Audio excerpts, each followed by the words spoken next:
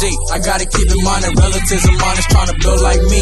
Sit down with Gconnet, gotta think. Every moment got you tapping the mental and looking out for the key. As a youngin', do it all for the G. I gotta keep in mind that relatives of mine is trying to build like me. Sit down with Gconnet, gotta think. Every moment got you tapping the mental and looking out for the key. Whoa. What's happening though, man? It's Mr. Ben Bracken, Fig Newton, representing this fast lane shit. I'm letting y'all know to go tap in with the homie G2Bs, Bill Blast over there with that Gconnet show. Generation Conversation. Good game, good feed. Go on over there and get your belly fed. Yeah, most of all, like, comment, and subscribe. Let the homie know I sent you. Whoa, whoa. All right, this is the Generation Conversation Network. Y'all tap in. This is Jay Killa tapping in with Gconnet. Let's go back to the sack tapping in with Gconnet. Check this out. GLA East Side. That's right. Glasses Malone. And you already know you tapping in. Gconnet, nigga. What's up, y'all? It's your boy Gayo Felony tapping in with Gconnet, having real conversations. Let's get it. All right, Easter Deal, your favorite East Side nigga, East Side K-Boy.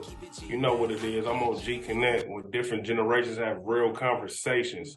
Hey, yo, what up? It's none other your man Richie Evans, Mr. Can't Knock the Hustle himself. And right now I'm tapping in with my homeboy, Gconnet. Yes, sir. You here with Chef Boy, man, Gconnet, where different generations have real conversations. Let's get it.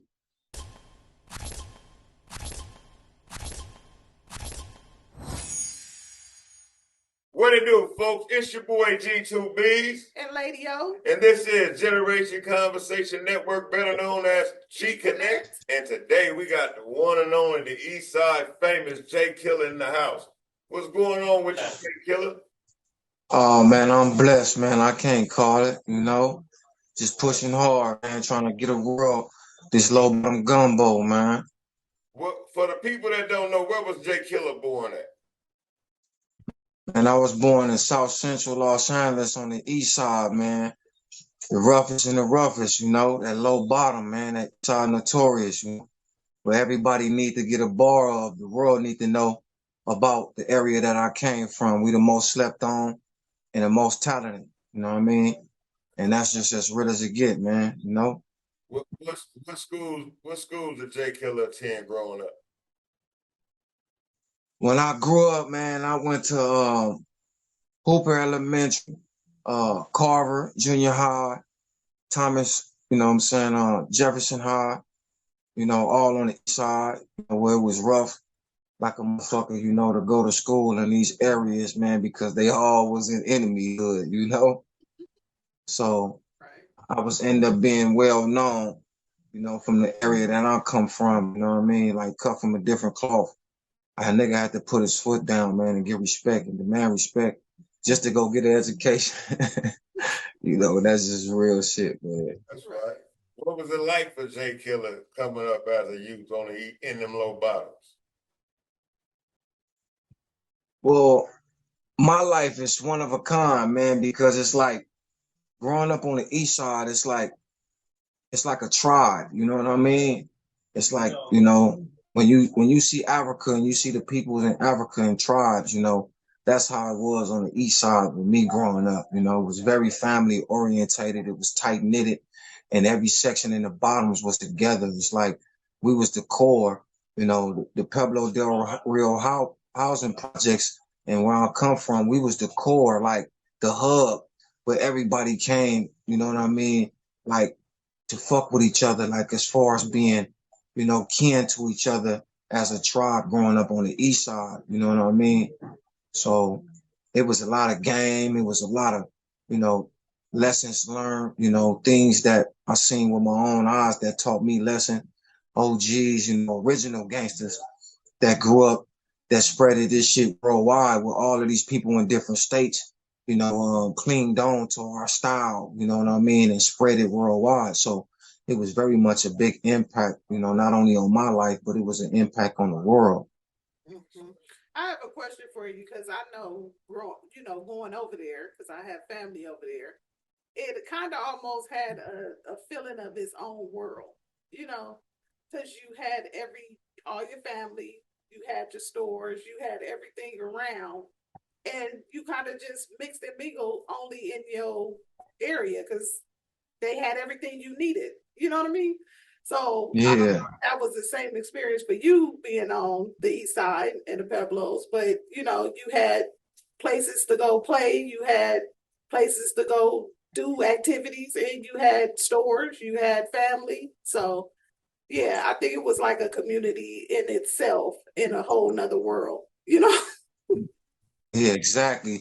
I remember growing up, man, it was like, you know, us, the Pueblo villains, the 30 power rules, the 40 power rules, the AFCs, you know, and it was every other blood set that came through, you know, the Swans, the Bonnie Hunts, the Bebop Wops, Nando's Bishops, you know, I used to ride my bike, you know, all through Compton Avenue, Central, you know, Ascot, you know, and it was crazy because we had to pass enemy sets to get to other homie sets. Right. You know, that was our brothers, you know, in life. That was our relatives, deeply rooted through our DNA.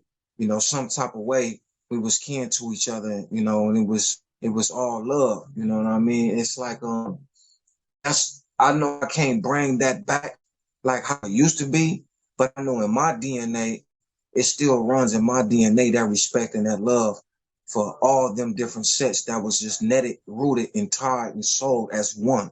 Mm-hmm. You know what I mean? My love stands. I wasn't raised to like tether with real love. You know what I'm saying? To like be fake with it. You know what I mean? Like, so even through the course of the time of people growing apart, I always stay rooted, you know what I mean, with the love that I have for the people that when I grew up, I looked up to a lot of villains. Like I used to sleep over there in the houses with them. I used to go rob and steal, and we did all type of stuff, you know, not to name all of the stuff that we did, but then was my brothers over there, and it still is my brothers. I don't care what nobody say. You know what I mean? I always been, you know, rooted and molded to be a person that holds my own and speak my mind and make a motherfucker respect where I come from. So, you know, that's my whole point of view and my angle right now. That's why I made the song Do It for the Bottoms. You know, that wasn't something to do just for, oh, I want everybody that's from the bottoms just to be. No, this shit was in my DNA. It was like, it's been born and installed in me since a kid, you know, 9 years old, riding my bike, you know what I mean? And having uncles that's from Pueblos and uncles that's villain, you know what I mean? And family that's from Bonnie Hunt and Swan and 30 Power Rule cousins and female relatives from AFC and 30 Power Rule. This shit really is like the root of the foundation to where I stand on.